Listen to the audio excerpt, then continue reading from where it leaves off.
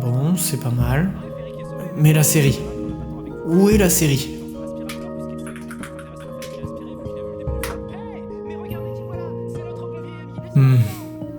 Los Media ?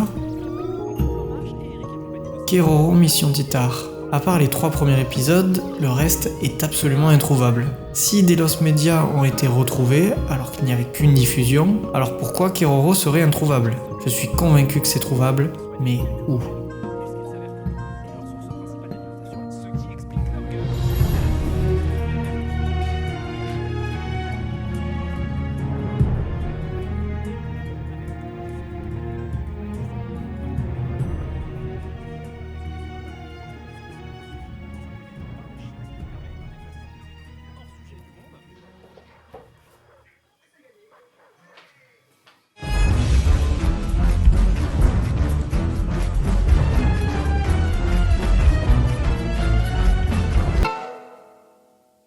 Donc oui, pour Keroro, c'est la merde. Je vous recontextualise. Keroro, c'est un manga écrit par Mine Yoshizaki, paru dès 1999 au Japon. C'est l'histoire d'une grenouille extraterrestre anthropomorphe qui veut envahir la Terre. Repéré par des humains, il est abandonné par sa flotte titarienne et recueilli par une famille terrienne qui l'accueille malgré tout. Keroro a eu son animé en avril 2004 au Japon, puis en France en 2006, soit plus de 2 ans après sur la chaîne Télétoon. Et Télétoon, ça doit pas trop vous parler. Pourtant, c'est la chaîne qui a fait toute mon enfance, avec des programmes marquants comme Y'a pas plus Toon, 2 fois plus Toon, 100% pur Toon, Code F et Code G, et ça a mal vieilli, oui. Mais il y avait aussi, et là je vais vous surprendre, le Keroro Show. Yes, vous avez bien entendu, un programme au nom de Keroro. Mais bref, tout ça pour dire que sans Télétoon, je ne connaîtrais pas Keroro. Une licence qui est loin d'être aussi petite que vous l'imaginez. Parce que, en plus de l'animé, surprise, il existe 15 jeux vidéo, mais aussi 5 films, un manga dérivé, de nombreuses peluches, figurines, jouets, stickers, affiches, vêtements, et même une nouvelle série Flash comprenant les derniers mangas dans un style plus pastel. La série est sortie en 2014 pour célébrer les 10 ans de l'animé principal et comprend 23 épisodes de 3 minutes. Elle est entièrement en animation Flash, une animation numérique et vectorielle, et a eu des audiences correctes, mais loin du boom de l'animé principal. Oui, celui que je cherche, Keroro Mission Titar.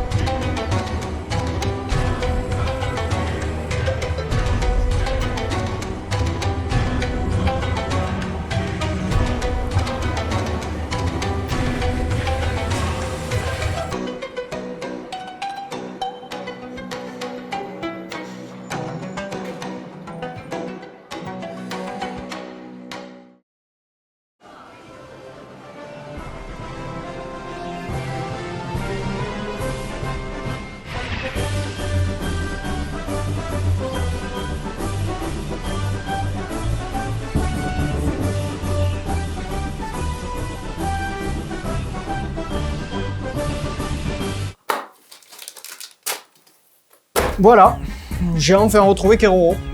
Au Japon, il est loin d'être oublié, le type. La preuve ?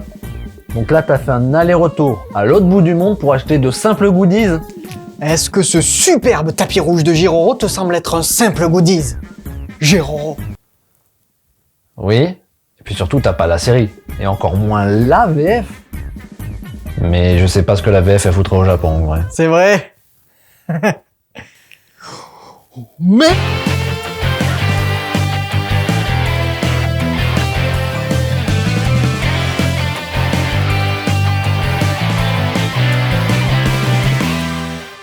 Donc, la saison 1 de Keroro Mission Titar est sortie en France en 2006 sur Télétoon avec 51 épisodes de 23 minutes, réalisé par le studio Sunrise et adapté du manga Keroro Gunzo, soit Sergent Keroro en France. La série est une comédie semi-feuilletonnante qui parodie des œuvres de la pop culture comme... Wow.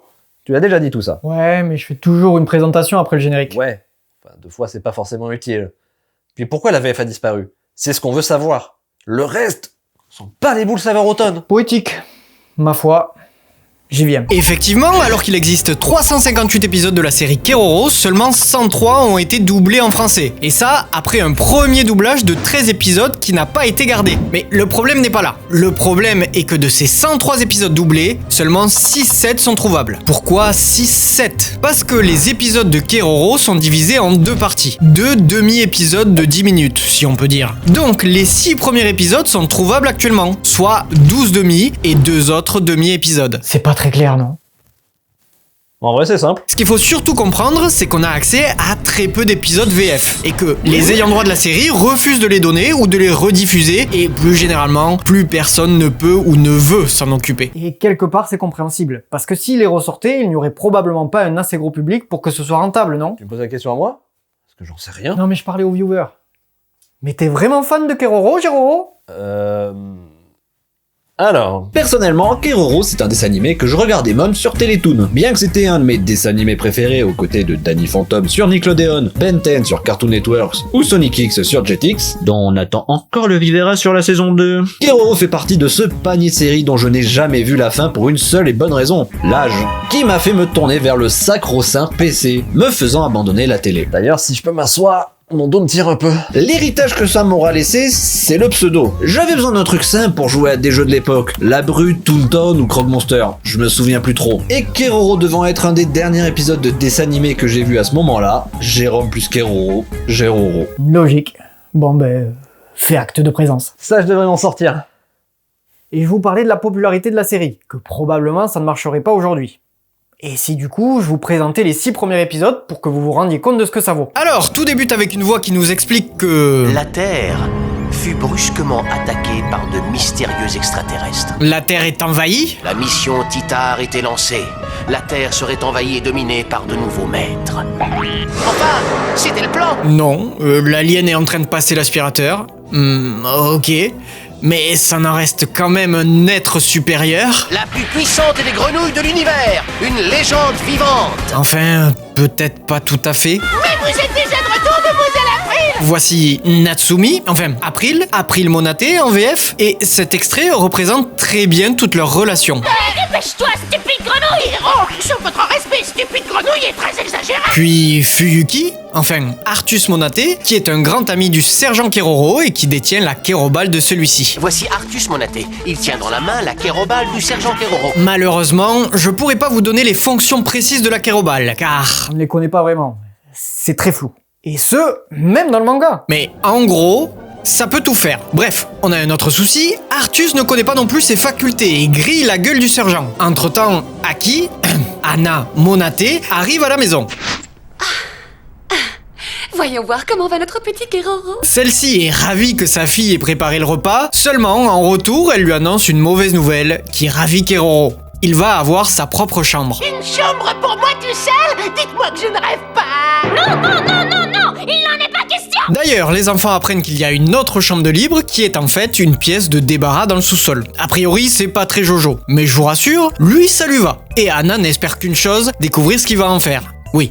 Parce qu'en fait... Anna Monate est la mère d'April et d'Artus. Elle travaille dans la bande dessinée. Son intérêt pour la vie des extraterrestres vient de sa grande conscience professionnelle. Les enfants, eux, ressentent une drôle de présence dans cette pièce et April est d'autant plus inquiète qu'il ne prévoit pas que du bon. Sur votre respect, je m'en servirai de base pour assembler un maximum d'informations. Cette chambre sera le centre névralgique de l'invasion de cette terre! Et elle ne sait même pas qu'Artus lui a rendu sa Kérobale, car celui-ci la réclame pour ranger sa chambre. Kéro, en voilà une bonne surprise. L'ennemi m'a fourni une base. Et cette stupide vermine m'a rendu ma Kérobale. Je respecterai la promesse que j'ai faite au seigneur Artus. Quoi? Bon, les pleurs ne sont pas rassurants, et encore moins quand on apprend qu'une femme innocente aurait été enfermée dans cette pièce. Artus panique alors pour le sergent, et tout le monde fonce voir si tout va bien pour lui. Et quand la porte cède enfin, on découvre que...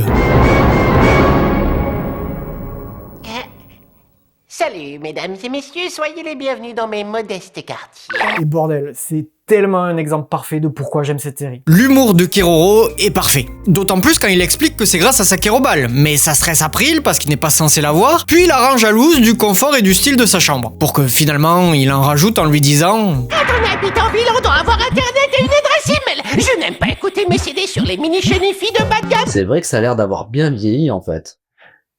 Tu peux filmer s'il te plaît? Oh oui. Finalement, un fantôme apparaît derrière, ce qui ravit Artus, mais je vous ferai un petit topo sur les persos dans pas longtemps. Bref, alors que ce demi-épisode se conclut sur ça, le deuxième revient en arrière sur la rencontre de Keroro et la famille Monate il y a tout juste quelques semaines. Artus se retrouve face à une invasion d'étranges envahisseurs impitoyables, ayant une avance technologique écrasante qui met en danger sa sœur. Mais au même moment, celle-ci le réveille. Évidemment, ce n'était qu'un rêve, donc Artus essaie de se rendormir. Pour l'en empêcher, April ne voit pas d'autre moyen que de lui faire croire qu'un extraterrestre se trouve dans la pièce.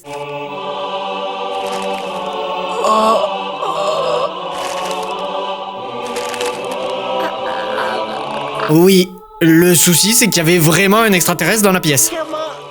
Comment avez-vous su que j'étais là? Ça parle! Au secours! Je pense qu'on peut dire que c'est pas de bol, ou alors bien trop, tout dépend comment on voit les choses. Mais là, un envahisseur, et pas n'importe lequel, car il est assez bête pour se dévoiler tout seul, se fait attraper par les Monate. Il essaye de les duper en se faisant passer pour une grosse grenouille, mais bon, très difforme la bête quand même. Personne n'est dupe, seulement ils ont cours, et il faut qu'ils y aillent, quitte à laisser la créature dans la chambre sans surveillance. Faut vraiment pas avoir peur pour ses affaires. Hein. Je laisse pas traîner mes jeux DS avec lui. Hein. Sachant qu'évidemment, à la minute où les humains se cassent, celle-ci essaye de se libérer en se déboîtant les membres, sauf que... Keroro, vexé par cette humiliation, compte leur faire regretter. Pendant ce temps, Artus teste la Kerobal, et alors qu'il est à 2 doigts de s'exploser lui-même, il envoie involontairement un message à l'armée d'envahisseurs, les Titariens. De son côté, après, il se fait draguer par ses potes, vraiment, toutes ses potes la badent. Dont moi. J'étais giga amoureux d'elle quand même. Vraiment, c'était mon énorme crush avec Emma Watson, je pense. Non, mais y a aucune diff entre les deux. D'ailleurs, est-ce qu'on avait tous un crush sur un perso d'animé, les gens de ma génération? Ou je suis juste un détraqué? Pitoyable d'avoir un crush sur un personnage qui n'existe pas. Hein? Quoi? Elle est d'accord. D'ailleurs, le crush d'April, c'est lui, Maël. Si on avait un doute d'ailleurs. April est amoureuse de Maël. Oh, arrête de lire dans mes pensées!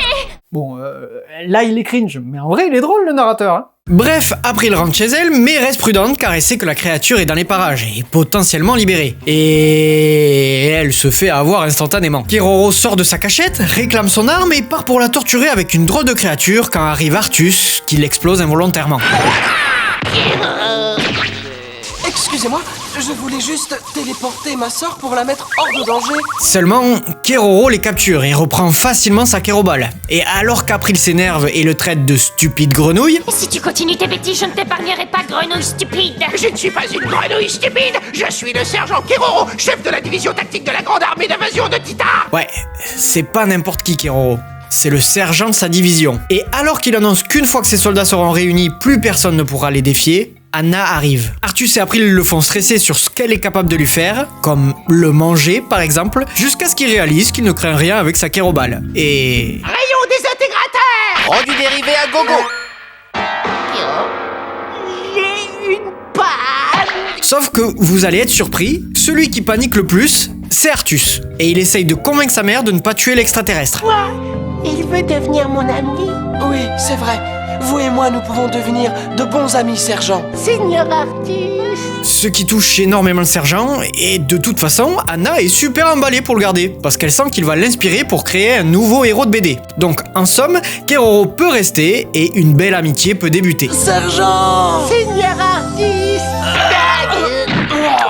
Sur votre respect, n'oubliez pas que je suis ici pour devenir votre maître à tous. Bon, Keroro est un connard, et compte repartir sur son vaisseau et reprendre l'invasion de la planète Terre. Mais là, il apprend une drôle de nouvelle. Un de nos camarades semble être entré en contact avec la vermine terrestre. La situation est donc devenue dangereuse. Nous devons retirer nos troupes de la zone terrestre. Nous sommes obligés de vous abandonner. Nous vous souhaitons bonne chance.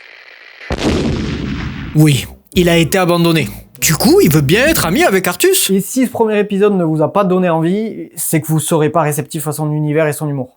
Car moi je suis conquis. Donc ça y est, Keroro vit chez les Monaté. Il a même sa propre chambre et fait la plupart des corvées ménagères. Tout se passe très bien entre lui et la famille terrienne. En effet, Artus et lui sont devenus plutôt proches et c'est en discutant que Keroro réalise... Ce qui me fait vraiment plaisir, c'est d'y retrouver mes amis. Des amis?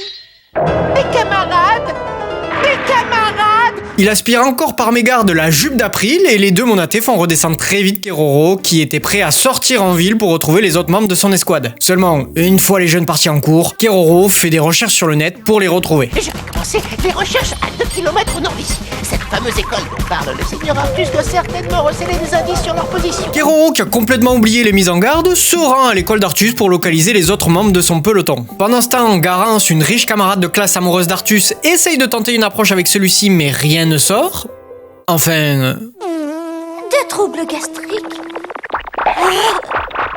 Bon, Artus, qui est le président du club d'occulte et de plus son seul membre, pense que la dégueu souhaite en faire partie. Mais en réalité, c'est pas Garance qui a pété, c'est Tamama, un subordonné de Keroro, qui a ruiné son coup avec Artus. Elle est évidemment folle de rage, et alors qu'elle va se dévouler sur lui, car oui, Garance a une sorte de deuxième personnalité ultra violente, Keroro intervient pour la sauver d'une attaque dévastatrice de Tamama. Ouais, comme Garance, il se change en une version plus agressive de lui-même, qui pourrait la désintégrer en un seul coup. D'ailleurs, ça me tuera toujours que Keroro lui explose la gueule pour la sauver.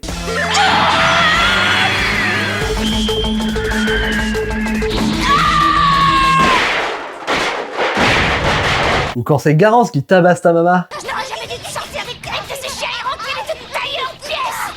Ça se rapproche, je sens que tu vas me la prendre en pleine tête. Perso, j'adore quand Keroro passe derrière April alors qu'elle joue au volley et qu'elle a des frissons juste en sentant sa présence. Je viens de sentir une présence familière. Quand elle le défonce après.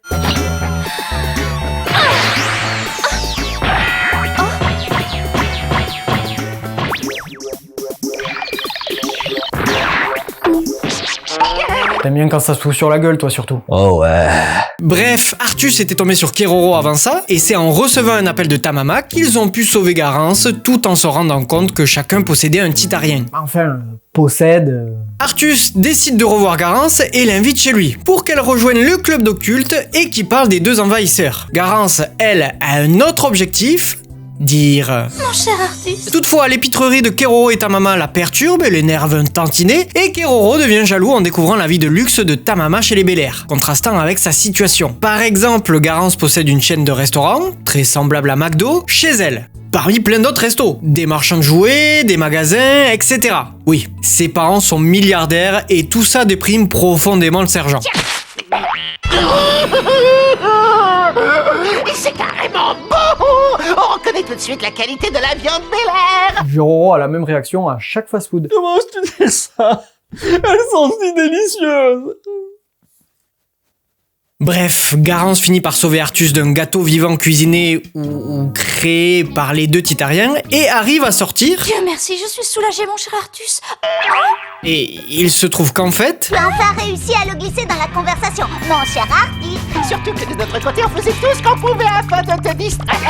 Alors vous le faisiez exprès. Un peu énervée au début, elle est quand même très contente d'avoir réussi à donner son surnom à son cher Artus. En japonais, elle doit sûrement essayer de l'appeler par son prénom.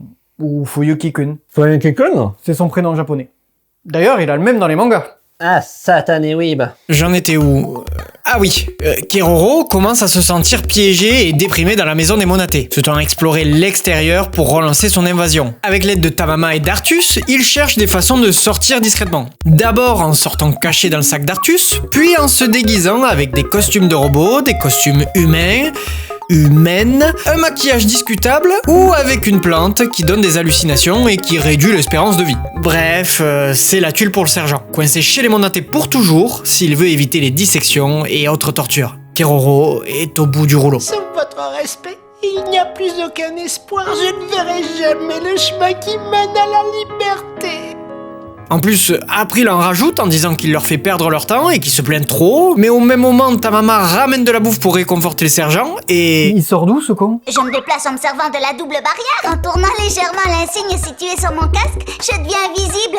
Démonstration. Yes.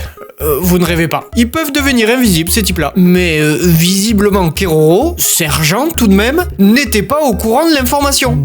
J'ai précisé qu'il était con. En plus, l'antibarrière peut être réglé pour être visible par les personnes de son choix. Donc vraiment une faculté assez dingue. Mais justement, c'est ce qui rendra April de plus en plus suspicieuse envers la grenouille. Et elle installe même des caméras cachées pour le surveiller. Instantanément, Keroro paraît suspect et toute la journée qui suit, les monatés vont se sentir observés. Même durant la douche d'April, ce qui moustille la grenouille. Oula. Ah non, je veux pas être affilié à ce genre de délire. Je me casse. Mais non, ça va pas plus loin. Puis pas à nous. April l'accuse d'espionnage juste après avoir trouvé des jumelles, ce qui le vexe particulièrement. C'est de la suspicion pure et simple sur votre respect. Mais heureusement pour lui, les enregistrements vidéo prouvent son innocence. Mais il était trop occupé à monter des maquettes. Lecture, internet, construction de maquettes. Putain, y a des maquettes de Gundam. Alors, des maquettes de Gundam. La maquette de Gundam. Ah oui. Bref, voyant qu'il est innocent, April s'excuse en lui faisant plein de petits plats maison, quand on découvre au même moment que notre titarien se trouve dans le jardin. Keroro, lui, se pose devant la télé. Attention, hostile. Et on a là la première apparition du caporal Jiroro. Ton perso préféré, non? Non, pas du tout. Bref, celui-ci exprime son dégoût pour l'incompétence de Keroro et Tamama dans l'invasion et pose des pièges pour éliminer les monatés en utilisant ses infos collectées. Mais April, évidemment c'est la meilleure, les surmonte facilement. Jiroro, frappé par le sac et son incroyable force, tombe sous le charme. Bref, et il finit par loger dans le jardin avec sa petite tante et non loin de son amour secret. En vrai, ça me bute, ça. Après ça, Jiroro soupçonne que le manque d'humidité sur Terre affaiblit Keroro et décide donc avec l'aide de Tamama d'installer des humidificateurs pour le renforcer. Et bordel que ça marche bien.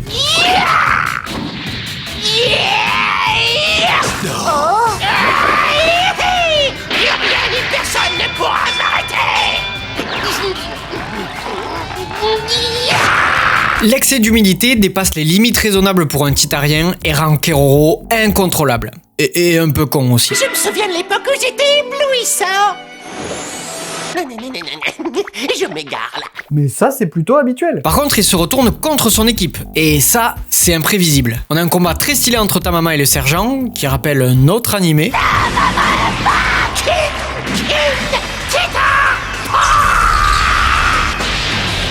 Jiroro va même chercher de l'aide auprès d'April, pas au meilleur moment. Il se sacrifie pour sauver Artus, car oui, Keroro était prêt à le frapper, et rien à faire, le sergent est inarrêtable. Jusqu'à ce que... Il approche. Ça attire Nyololo, une créature terrifiante qui avale Keroro sous les explications de Jiroro. Nyololo est attiré par l'humidité. Si on ne fait pas attention et qu'il dépasse une certaine limite, Nyololo arrive et assèche tout sur son passage. Et il recrache le sergent et repart. En fait, il a juste essoré. Heureusement, Keroro retrouve son état normal, c'est-à-dire feignant, et peut continuer à lire son jump. On parlait de quoi? Tu fais ça juste pour flex? Tellement. Ensuite, on a un épisode très touchant avec un gérant de magasin de jouets et Keroro. Déjà, ça débute avec la réception d'argent de poche des monatés, et c'est Keroro qui touche le plus, ce qui rend April jalouse, mais surtout pousse l'extraterrestre à vouloir s'acheter un nouveau modèle de Gundam. J'adore ce mot, Gundam. On dirait l'intro d'une plateforme de streaming.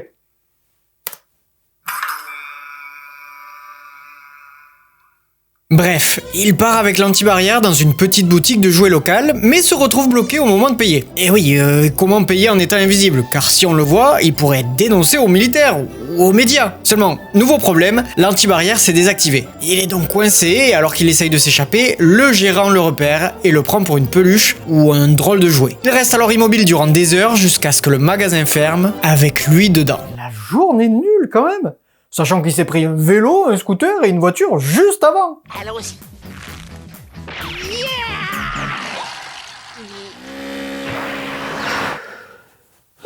Tu vois que t'aimes quand ils se font mal? Oh ouais. Bref, il réussit à s'échapper en passant par une fenêtre et demande à Artus de l'amener le lendemain pour payer à sa place. Et on apprend qu'Artus y allait avec son père. Son père! Pardon, pour vous ça doit pas être choquant, mais pour les fans, nous savons à quel point le père monaté est peu mentionné, et ce, même dans le manga. Pour vous dire, à part celui-là, j'ai souvenir qu'il est peut-être cité une fois de plus. Je sais même pas s'il est toujours vivant. Peut-être, peut-être pas. Je crois qu'il voyage à travers le monde, mais je crois qu'on ne sait pas pourquoi. Enfin bref. Son père emmenait Artus dans ce magasin pour lui acheter des jouets. Donc ça le rend évidemment très nostalgique. Mais alors qu'il part chercher la maquette de Gundam pour Keroro, Maël arrive et lui prend sous le pif, le salaud. Celui-ci sait que c'est pour le sergent, mais prétend que de toute façon il y aura du restockage. Sauf que non, le magasin va fermer définitivement ses portes. Bon, tout le monde est touché, même Keroro, mais ça n'empêche pas Maël de partir avec la maquette. Ah, c'est pas Jojo, ça. Gundam. Hein? La maquette de Gundam. Oui, bon, j'aime bien le dire, mais je vais pas le répéter à chaque fois. Tu vois? C'est pour ça que je te déteste. Bref, Keroro mobilise son équipe pour tenter de préserver le magasin, ce qui ravira évidemment Jiroro, mais surtout va l'amener à révéler son identité au gérant, qui, touché par son geste, finit par lui offrir une maquette de château et non de... Gundam. Keroro, content de son geste, malgré qu'il n'ait pas réussi à sauver le magasin, retrouve le moral et compte bien l'acheter, sa maquette de... Gundam. J'espère que c'est la dernière fois. Ah, moi j'espère qu'il y en aura plein d'autres. Gundam. C'est avec cet épisode qu'on découvre qu'en plus d'être très drôle, Keroro est aussi une série très touchante. Même si je vous ai peut-être pas convaincu sur ce point avec cet épisode. Ensuite, on a encore un double épisode, ou plutôt 2 demi-épisodes qui se suivent. Déjà, on a une comparaison entre le plaisir de l'été et celui de Keroro. Les vacances, le ménage, les balades. À bas les mauvaises herbes. Et par chance, Garance invite Artus sur son île privée pour profiter de petites vacances, afin d'exécuter son plan secret, se rapprocher de lui dans un paradis tropical et lui voler son premier baiser. Oui, carrément. Bon, Keroro, Jiroro et les Monaté se sont également incrustés et comptent bien en profiter. On découvre aussi Monsieur Paul. Excusez-moi, j'ai totalement oublié de me présenter. Je suis Monsieur Paul et je suis le dévoué serviteur de ma maîtresse, Mademoiselle Garance. Oui, il y a comme un courant électrique entre Jiroro et lui. Mais bref, une fois arrivé sur place, Keroro découvre que l'eau de mer est... salée. Cette fois, je crois que nous avons été trahis. C'est épouvantable. Mais sergent, on appelle ça de l'eau de mer. Ce qui le démotive pas mal, visiblement. Alors laissons tomber cette invasion. Juste pour ça. De son côté, Garance a bien l'intention de tout donner et commence d'abord par se mettre en beauté avec un beau maillot, pour qu'Artus la regarde enfin. Mais elle se sent immédiatement éclipsée par la beauté et le corps d'April. Bien entendu, le maillot de bain doit être choisi avec attention. Il vaut mieux jouer sur des couleurs plus vives, reflétant la joie de vivre. Puis... Dana. Dans un autre style, que dites-vous de cette tenue de plage? Plus facile à porter pour les femmes adultes. On remarque bien le mariage des textiles. Bon, visiblement, elle se sent pas au niveau et décide plutôt de simuler une noyade pour qu'Artus la sauve avec du bouche à bouche. Seulement... pas de chance...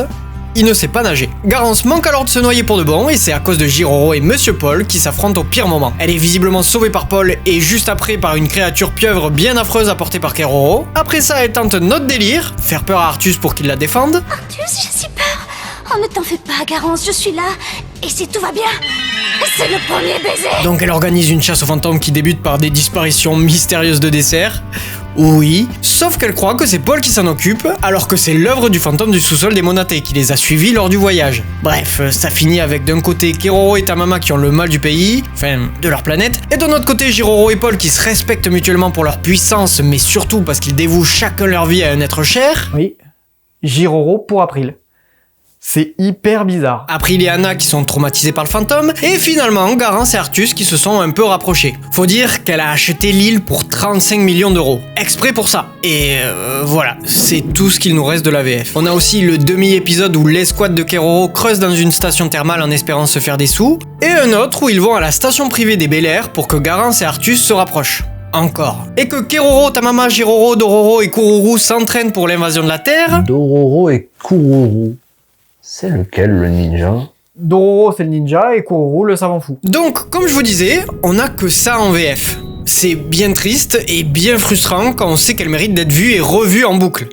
Mais je m'avance un peu. Faut savoir que la série adapte super bien le manga. Évidemment, pas au mot près. Certains épisodes mélangent plusieurs chapitres. Certains en modifiant la base et d'autres seulement des détails, mais globalement, ça marche. Le plus gros changement, c'est les noms des personnages, qui ont été francisés. Déjà, tous les Titariens gardent le même nom. Enfin, Kururu se prononce Kululu, mais s'écrit de la même façon. Ah, et dans le manga, les Titariens sont appelés les Kéron. Les Monaté, en réalité Hinata, eux, ont pas mal changé. Artus s'est foutu Fuyuki, April Natsumi, Anna Aki, comme déjà cité, mais c'est pareil pour les autres persos. Garance c'est Momoka, Maël c'est Mutsumi, et les autres personnages que vous ne connaissez pas ont aussi leur nom traduit. Et ok, c'est pas mal différent, mais je comprends qu'ils aient francisé ça à l'époque. Il y a également d'autres petites modifs, comme le fait que Tamama est amoureux de Keroro et Enea d'April, de légères censures de violence et de nudité, peu choquantes à l'origine, et qui ne dénaturent vraiment pas l'œuvre originale. Et idem pour l'adaptation française. On revient donc sur cette foutue question, pourquoi la série a disparu? Je dirais même plus, pourquoi une aussi bonne série peut devenir introuvable? Bah moi je me demande surtout pourquoi elle a pas été diffusée sur d'autres chaînes. Oui, c'est d'autant plus bizarre que Keroro Mission Titar est bourré de qualité. Déjà, ce qui marque en premier lieu, et qui est aussi sa plus grande force, c'est son humour. Pour moi, c'est probablement une des séries pour enfants qui m'a fait le plus rire. Je dis bien série pour enfants. Je la compare pas à Rick et Morty, Futurama ou South Park. Non, vraiment, comparé aux séries de la chaîne, c'est la plus drôle, suivie de près par Bob l'éponge. Autant par ses nombreuses parodies et références, très souvent à Dragon Ball, faut dire, mais aussi à l'univers geek du Japon, entre les Shonen Jump, les maquettes de... Doom? J'aurais jamais dû dire que c'était drôle. Tu veux peut-être qu'on revoie ta vidéo nulle? Mais aussi les porte-clés, les publicités, la Tokyo Tower, à Evangelion aussi, Kamen Rider, Dororo, même à la série Cobra avec le personnage de Vipère. Enfin bref, ça fourmille d'exemples. Pas dans ces 7 épisodes, malheureusement, mais voilà, globalement, il y en a pas mal. Puis l'humour global des répliques est aussi génial. C'est la catastrophe! Ta maman? Il présente les premiers symptômes d'une maladie très répandue sur Titar. Il est au bord de la crise de nerfs. Désolé, l'erreur est titarienne. On est sur le point de percer son mystère. 2 plats à la fois. Je sais que c'est mal élevé de manger sans les baguettes, mais j'avais tellement faim que je n'ai pas pu me retenir. Dois pas marcher dessus, je ne dois pas marcher dessus. Oh non, mon pied va... Non!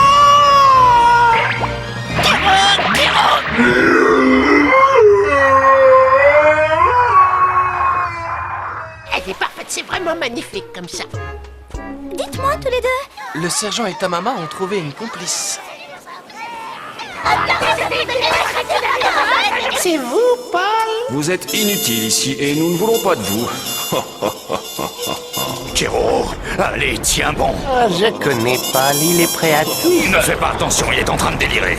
Paul, c'est à cause de Paul. Même le narrateur est très bien utilisé et emmène pas mal de bonnes blagues. Je vous aurai, Paul. Mais puisqu'on vous dit que vous divaguez, le lendemain... merci. La première phase du plan d'invasion de la Terre commence dans la cuisine, après le dîner. Le plan d'invasion de la planète Terre commence par la lessive du dimanche. Bref, une autre grosse force, ce sont ses persos. Entre les Titariens, tous complètement dingues et assez caricaturaux, Keroro, le grand branleur, fanat de figurines de... Gundam! De manga et de pop culture en général. Ah, et de disco, oui, et Keroro est fan de disco. Je vois pas ce qu'il y a de bizarre. Il traite régulièrement les humains de vermines terrestres et la Terre de vermines de planète. Et j'aime beaucoup qu'ils disent « sauf votre respect » à n'importe quelle occasion. Sauf votre respect. Sauf votre respect. Sauf votre respect. Sauf votre respect. Sauf votre respect. Ou tous les Kero Kero. Kero, Kero, Kero, Kero, Kero, Kero, Kero, Kero, Kero, Kero, Kero, Kero, Kero, Synchronisation multipliée par 3. Mais chaque membre a ses particularités. Tamama avec ses 2 personnalités et son fanatisme pour le sergent, Jiroro agressif et amoureux d'April, Kururu bizarre mais un génie de la mécanique, et Dororo le ninja au cœur pur, sensible et traumatisé. Enfin, ça c'est que les Titariens. Enfin les Kéron. Enfin les extraterrestres quoi. Bon, les monatés, c'est assez clair. April, c'est la sportive, très appréciée, qui réussit tout ce qu'elle touche et qui se méfie des envahisseurs. Compréhensible vous me direz. Artus, c'est le fan d'occulte, pas du tout sportif, mais avec le cœur sur la main. Et Anna, c'est l'excentrique, qui déteste les animaux, mais adore Keroro et qui sait quand il faut jouer de ses charmes. Bon, on a aussi les proches comme Garance, mais je pense que vous l'avez cerné. Maël, lui, est plus bizarre, plus particulier. On sait qu'il sèche beaucoup les cours et qu'il fait des poèmes à la radio. Car nous prenons conscience du temps qui passe, et que nous ne pourrons plus jamais revivre certains instants de bonheur. Et qu'il est pote avec Kururu. Damenea, qui est très similaire à Dororo, c'est une ninja. Et elle est amoureuse d'April. Enfin, dans le manga du moins. Là, elle est juste très pote. Mais j'oublie un perso. Donare, une extraterrestre alliée à la famille de Keroro, qui est totalement amoureuse de lui et qui a juste le pouvoir de détruire la Terre. Dans le manga, Tamama est très jaloux d'elle, vu qu'ils aiment tous les deux le sergent. Faut rentrer dans l'univers. Et je vous passe Zedor et Annie, Vipère, la petite chatte. C'est vraiment un chat. Littéralement, pour le coup. Un chat amoureux de Jiroro. Oui, bon, faut rentrer dans l'univers, j'ai dit. Poyon, Alissa ou encore New Keroro. Oui, il y a un deuxième Keroro, un clone du sergent qu'on découvre que dans le manga, après la fin de l'animé. Mais bref, le lore est vraiment fourni, complètement barré, je vous l'accorde, et c'est ça qui fait sa force, tout comme les liens entre les différents personnages. L'amitié entre Artus et le sergent est déjà très belle, mais j'aime d'autant plus l'évolution de celle qu'il a avec April. Étant donné qu'elle l'aime pas trop à la base, toutes les interactions où elle sera mignonne avec lui seront d'autant plus touchantes. Les thèmes abordés sont aussi ultra beaux, comme le pacifisme derrière cette prétendue invasion, ou l'amitié interespèce. Non, le notez pas ça. Trop tard. Les OST complètement dingues. Écoutez-moi ça.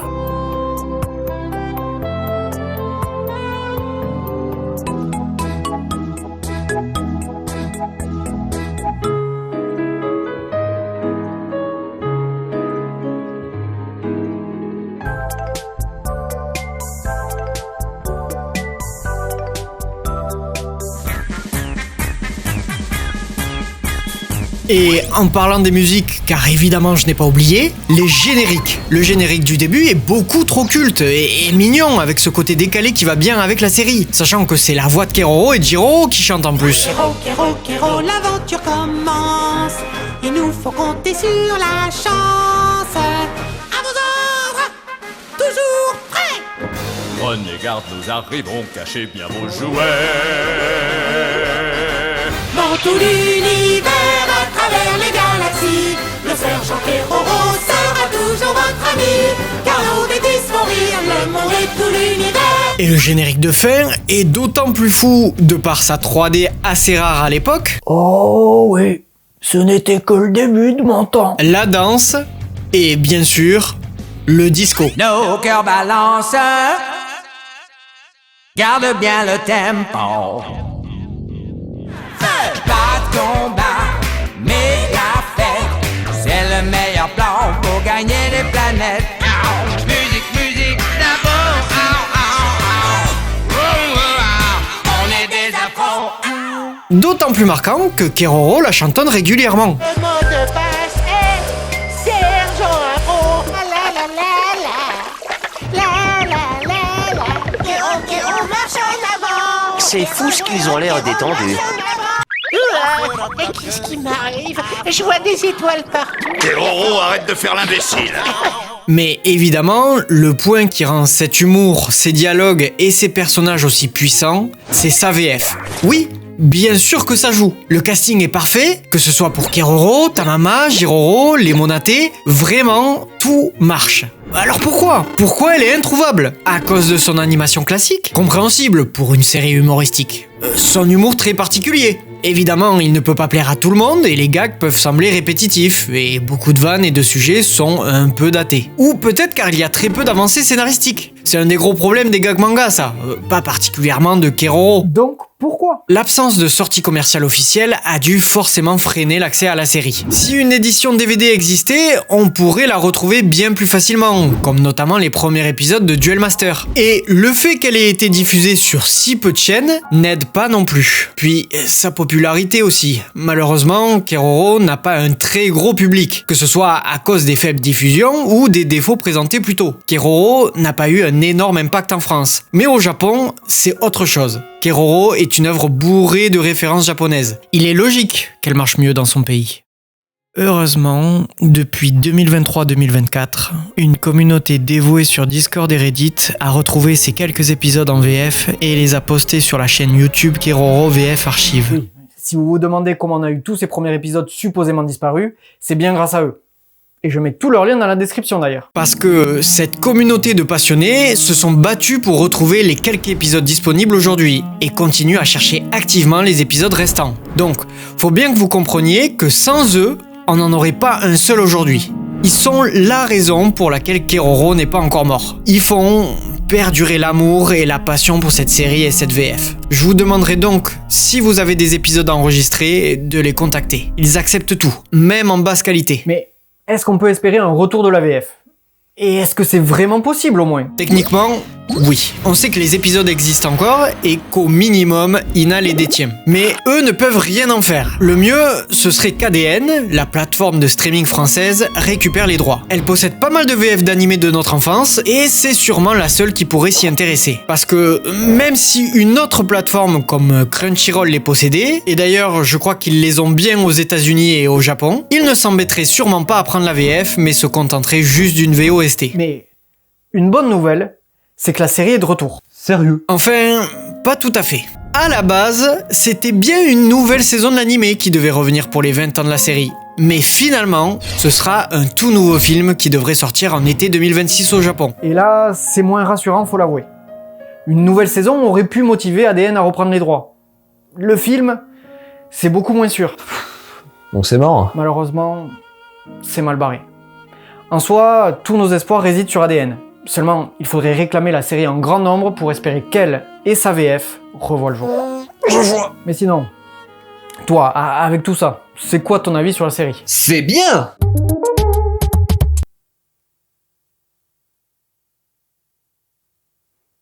Ok. Déjà, je trouve que les voix françaises sonnent naturelles avec les personnages et leur design. Même si certains passages manquent de vie dans l'interprétation. Tiens, te revoilà ? Mais au fait, où étais-tu passé ? Donc oui, pour tous les bandeurs de VO dans les commentaires, la VF est bien. L'humour aussi est assez efficace. Je me suis repris plusieurs fois à souffler du nez. Et on sait tous que sur internet, souffler du nez, ça veut dire éclater de rire. Et maintenant, je me demande quelle est la finalité de cette histoire. Avec la VF perdue, il me reste plus qu'à partir sur la VO. Mais est-ce que la différence de voix ne me dérangera pas ? Il me reste plus qu'à essayer pour savoir. Et moi, je me suis régalé comme rarement j'ai pu le faire. Bon, j'avoue que Beyblade, Digimon, ou mieux, Le Secret du Sable Bleu, me font également extrêmement kiffer. Mais Keroro, c'est quelque chose. C'est un régal de nostalgie, mais pas que. Elle est réellement drôle et très agréable à regarder. Les dialogues et la VF sont ultra efficaces. La bande originale très atypique et particulièrement belle. Bref, c'est génial. C'est une série exceptionnelle qui mérite d'être connue de tous. En tout cas, moi, c'est une de mes séries préf. Géraud, un mot de la fin ? Lié aux jouets, par exemple ? Joyeux Noël ! Je pensais à autre chose, lié aux maquettes japonaises ? Satané Weeb. Laisse tomber, le premier était bien. Bonne fête à tous, avec tout mon respect. Seulement, l'histoire ne s'arrête pas là. Le 23 décembre, tous les fans de Sergent Keroro ont eu une drôle de surprise.